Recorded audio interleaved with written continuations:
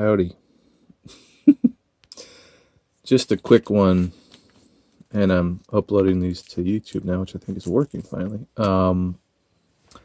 About the hat that broke me, in a word, in a phrase. This hat, the Portland Trailblazer City Edition Airport Carpet Edition. All right. There's the Blazer logo. Is a good example of straying from mendicancy. Now, I'll give you a backstory. So I went to a game with my dad in January against the Spurs. It was fun. And when we were walking around, I just noticed, the whole merch kiosk, which that's such a huge deal at those games, merch and concessions, which typically in years past I would be horrified to even enter such a thing. Although I did also get a jersey years and years ago, which is kind of fun to wear because it's light. But once again, it's important to think, right? What are we putting out there? What are we supporting? What are we recommending?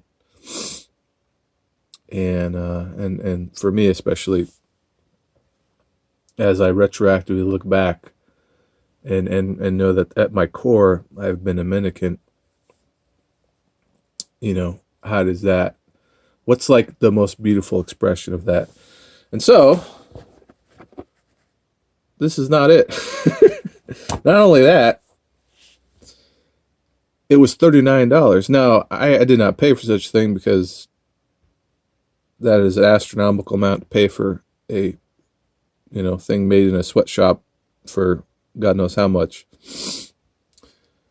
But it's a good reminder that, I'm not some infallible walking on water, ridiculous, renunciate who is totally outside the system and like some sadhu in India who sits with his hand raised above his head until it atrophies. I'm not that hardcore about it.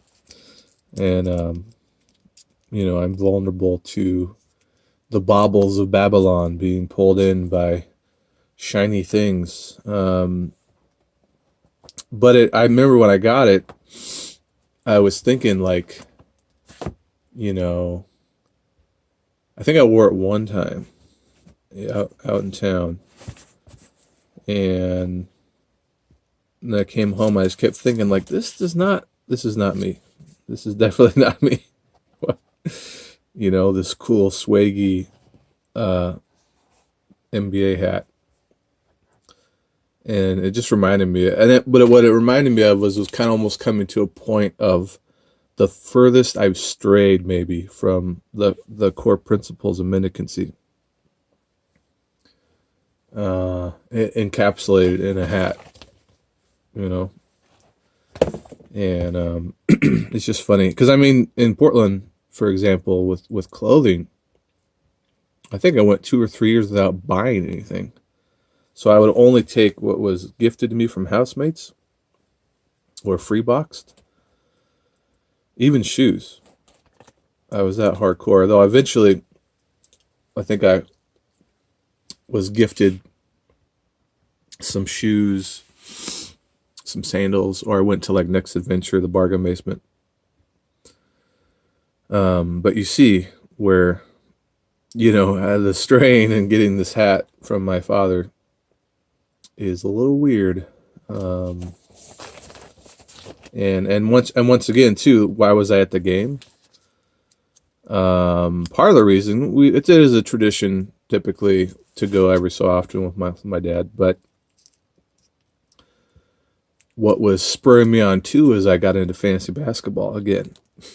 When I played it back in the height of the pandemic, it actually wasn't such a bad idea because there was really not much else to do if you're going to be housebound.